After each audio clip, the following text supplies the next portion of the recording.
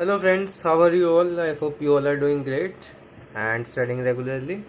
So in this class we are going to study Paris Summit which held at 2015, held on 2015.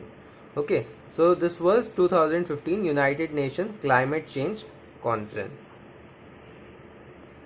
and this is also known as COP, that is Conference of Party 21, or CMP, Meeting of Parties 11. Okay, the earlier the Dima Summit was COP 20 and CMP or CMP 10. It is COP 21 and CMP 11. And if I talk about the location, you can see in the name only that location was Paris, and the exact date was 30th November to December 11, 2015. Okay, and as we have already studied that no agreement was reached in Lima Summit, so all agreements and decision was reserved for this Paris Summit 2015 only. Paris Summit is one of the most important environmental conference because of the INDC commitments made by the major polluters. The conference objective is to achieve a legally binding and the universal agreement on climate to be signed in 2015 and implemented by 2020, which is going on right now. Prior to the conference, 146 national climate panels publicly presented draft national climate contribution, so-called intended nationally determined contributions, that is also called INDCs. Okay. Now let us study about some deals which were incurred in this Paris Summit. So first we will study about China-US deal on emission cut. Okay. So prior to the summit, China and the United States have agreed on a timetable to limit the emission of GHGs. It will impose fresh pressure on India to make a voluntary commitment.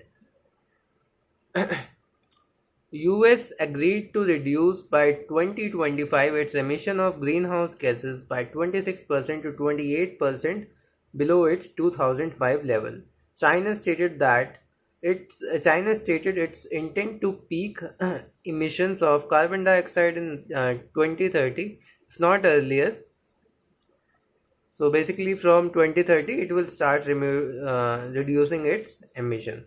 It also agreed to raise the share of non-fossil fuels to 20% in the next 16 years.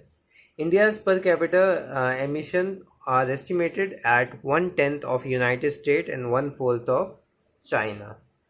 China-US deal imposed a fresh pressure on India to make a voluntary commitment, and due to this, India announces its INDC at the end of 2015. Okay. Now let us study more about this INDC. That what is INDC? Okay, what is INDC? So during previous climate negotiations, countries agreed to publicly outline what actions they intend to take under a global agreement well before the Paris Summit 2015. These country commitments are known as intended nationally determined contributions. Okay, and there were some main points in that. This first main point is of INDC only: inclusion of adaptation, finance, and transfer of technology. Okay, so this was the first one. So developed countries are of the view that only actions that help in reducing greenhouse gas emissions should be counted as contributions in INDCs. Almost every developing country, including India, however, wants adaptation measures also to be counted. Developing countries also wanted efforts by developed ones on providing money or transferring technology to poorer nations to be included in the INDCs. This will help in holding the rich countries accountable for their promises on ensuring the financial and technological flow. Second is commitment period. So India, European Union, China, etc. are in favor of the 10-year commitment period. The United States, however, wants a 5-year commitment period so that the countries can make quicker review. Third last point is ex post review. So since the INDCs are nationally determined and voluntary, the level of ambition in making contribution is likely to be low. Some countries want an assessment of each country's INDC to see whether these are in line with the global 2-degree targets. India and the United States strongly resent any such provisions, saying that an exercise will negate the nationally determined nature of the contribution. Now let us see about that what are the objective of India's INDC. Okay, so this was announced at October 2015. Okay, because the Lima summit urged every country to announce its INDC by November 2015. That is why they announced it on October 2015. So first point was that reduce the emission intensity by 33 to 35%. Okay, by 2020. But now question comes that how will they do that? Whichever their objective is, how will they achieve it? So first point can be introduce new, more efficient and cleaner technology in thermal power generation. Second is reducing emissions on transportation sector. Third, they can promote energy efficiency mainly in industry, transportation, building and appliances. They can also develop climate resilient infrastructure. Also, last point can be pursue zero defect policy under Make in India program. Okay, so this was the first objective. Second objective is to produce 40% of non-fossil fuel based energy. Okay, now let's see that how will they achieve this one. So first is to install 175 gigawatts GW of solar, wind and biomass electricity by 2022 and scale up further in the following year.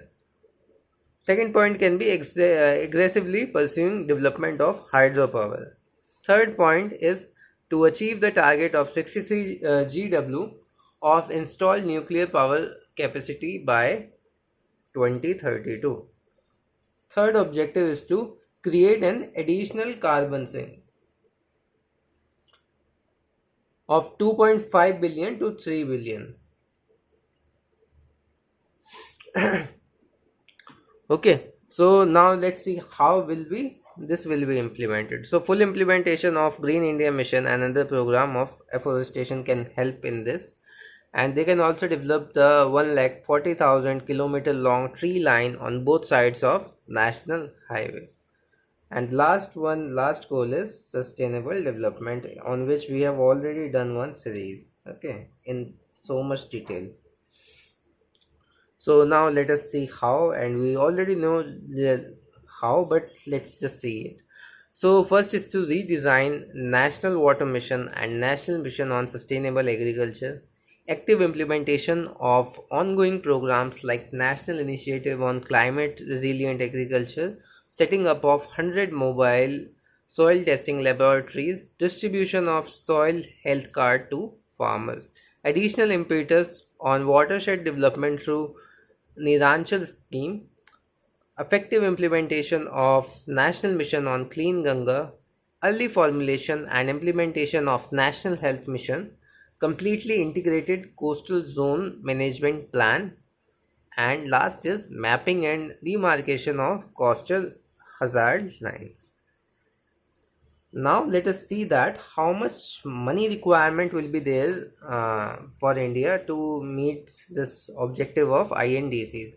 So it was estimated that at least 2.5 trillion required between now and 2030 to implement all the planned actions that we have studied. Okay, a total of INR 170 billion. Okay, sorry, this is the other one. Total was 2.5 trillion. This was the estimated one, and a total of INR 170 billion collected through cess on coal production being used for funding clean energy projects. National Adaptation Fund has been created with the initial allocation of rupees 3500 million. Tax-free infrastructure bond of INR 50 billion being introduced for funding renewable energy projects. Now let us study about this NAF, that is National Adaptation Fund on Climate Change, also known as NAFCC. So Budget 2015 introduced National Adaptation Fund for Climate Change. As an initial sum, an amount of rupees 100 crores will be transferred to the fund. Budget provision for the year 2015 and 2016 is rupees 350 crores. Money obtained from coal cess goes to NAF. The objective was to assist states and union territories that are particularly vulnerable to the adverse effect of the climate change in meeting the cost of adaptation. The National Bank for Agriculture and Rural Development, that is NABARD, has been appointed as national implementing entity, that is NIE, which is responsible for implementation of adaptation projects under the NAFCC. Okay, so now we will study about the second one. We have just I just told you in the money section that there was one tax-free infrastructure bonds also. So we will study about this also a bit.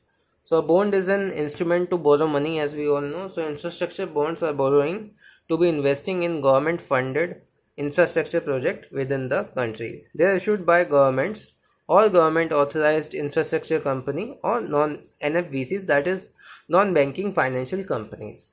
Infrastructure bonds are good for people who need a fixed income. They offer a decent rate of interest and tax benefit.